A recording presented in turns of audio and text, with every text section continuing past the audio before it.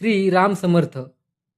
पायात तुटलेली चप्पल, अंगावर साधा कुडता आणि पाठीवर थोडेसे सामान. पायी चालणारा तो गरीब वारकरी रेल्वेच्या बंद फाटकापाशी थांबला आणि समोर उभ्या असलेल्या आलिशान मोटारीकडे पाहून देवावरच संतापला. तो मनामध्ये ओरडला, देवा, मी तुझी एवढी निस्सीम भक्ती करतो, पण माझी ही हालचाल का? आणि हा लबाड व्यापारी मात्र सर्व ऐश्वर्यात आरामात फिरतो. हा तुझा न्याय आहे का? पण पुढच्याच मिनिटाला त्या मोटारीचे दार उघडले आणि असे काही घडले ज्याने त्या वारकऱ्याचे डोळे उघडले. काय होते त्या श्रीमंताचे भयंकर सत्य? चला ऐकूया गोंदवल्याच्या पावनभूमीतील ही अलौकिक सत्यकथा. तर स्वागत आहे तुमचं श्री ब्रह्मचैतन्य गोंदवलेकर महाराज अमृतवाणी या यूट्यूब चॅनलमध्ये. सखाराम नावाचा एक अत्यंत गरीब वारकरी आपल्या मूळ गावाहून देवाच्या दर्शनासाठी पायी प्रवासाला निघाला होता. डोक्यावर संसाराच्या कर्जाचा डोंगर, घरात धान्याची कमतरता आणि अंगामध्ये थकवा, पण मनामध्ये भगवंताचे नाम चाललेले असायचे. परंतु सखारामाच्या या नामस्मरणात आणि भक्तीत सूक्ष्म दोष निर्माण झाला होता. तो रोज सकाळी देवाला नमस्कार करायचा, स्वतःच्या चुकांबद्दल देवा मला क्षमा कर म्हणायचा, पण पुन्हा घरात जाऊन तेच राग, द्वेष आणि लोभ करत राहायचा. त्याचे देवा मला क्षमा कर म्हणणे अगदी सहज आणि ओघाने येणारी सवय बनली होती. त्याचा गूढ अर्थ सकारामाच्या ध्यानातच येत नव्हता.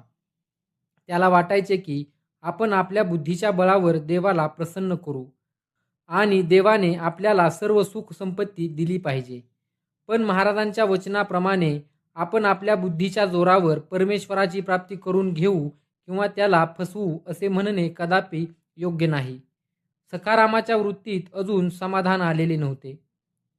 चालता चालता दुपारच्या टप्प्यात सखाराम एका मोठ्या शहराच्या वेशीजवळ असलेल्या रेल्वेच्या फाटकापाशी आला. समोरून मालगाडी जाणार होती म्हणून रेल्वेचे लाकडी फाटक बंद करण्यात आले होते. सखाराम प्रचंड थकलेला होता, तळपायाला फोड आले होते. त्याने पाठीवरचे गाठोडे खाली ठेवले आणि झाडाच्या सावलीत बसून स्वतःचे पाय चोळू लागला. इतक्यात रस्त्यावरून प्रचंड धूळ उडवत एका काळ्या रंगाची अत्यंत देखणी आणि आलिशान मोटारगाडी येऊन फाटकापाशी थांबली. त्या काळात गाडीत बसणे म्हणजे साक्षात राजासारखे जगणे मानले जायचे. सखाराम आश्चर्याने त्या गाडीकडे पाहू लागला. गाडीच्या आत मखमली गादीवर एक अतिशय थाटामाटात नटलेला, सोन्याच्या साकळ्या घातलेला श्रीमंत व्यापारी बसला होता. त्याचे नाव होते धनपाल सावकार. तोही प्रवासाला निघाला होता. सखारामाच्या मनात एकदम द्वेषाची आणि संतापाची ठिणगी पडली. सखाराम मनातल्या मनात भगवंताशी भांडू लागला. त्याने आकाशाकडे पाहिले आणि रागाने पुटपुटला.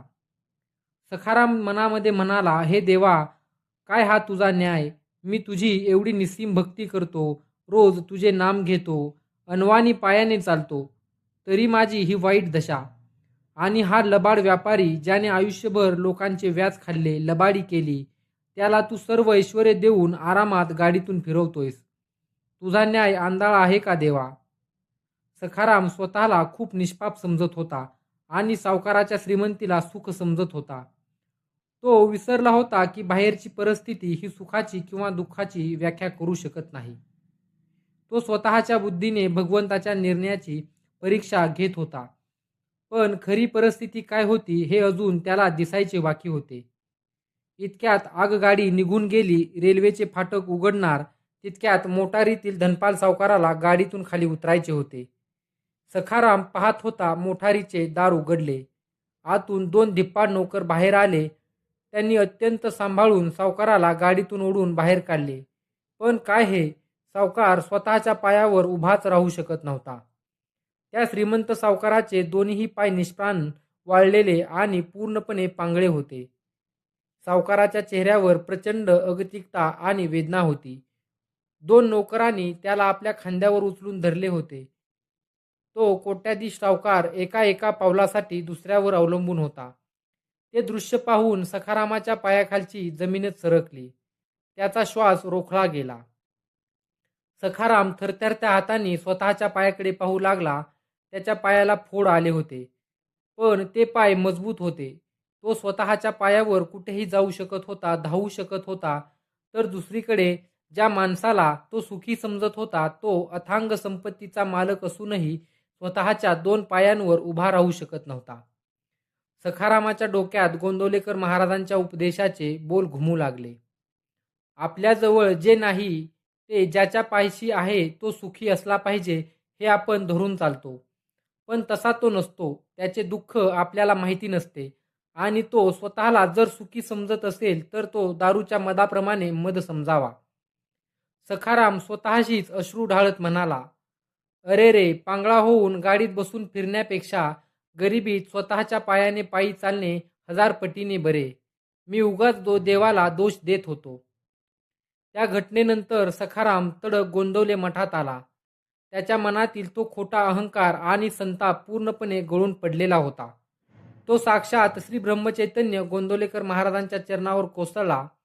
महाराजांनी त्याला प्रेमाने वर उठावले. सखाराम रडत म्हणाला, "महाराज, मी रोज देवाला क्षमा कर म्हणायचो, पण मनात इतरांचा द्वेष करायचो. मला वाटायचे श्रीमंत लोक सुखी आहेत. पण आज मला कळाले की खरी परिस्थिती ही भगवंताच्या इच्छेनेच आलेली असते." महाराज मंद हसले आणि अत्यंत करुणेने म्हणाले, "अरे सखाराम, समाजात काही बाहेरच्या परिस्थितीवर अवलंबून नसते. कितीही पुराणे वाचली, ग्रंथपाठ केले, प्रवचने ऐकली, तरी आचरण नसल्यास मनाला समाधान लाभत नाही. देवा क्षमा कर हे सहज बोलून चालत नाही, तर चुका पुन्हा न करण्याचे भान ठेवावे लागते." महाराजांनी पुढे मोलाचा बोध दिला. आहे त्या परिस्थितीमध्ये समाधान मानणे हाच विषयाची पकड ढिली करण्याचा खरा उपाय आहे.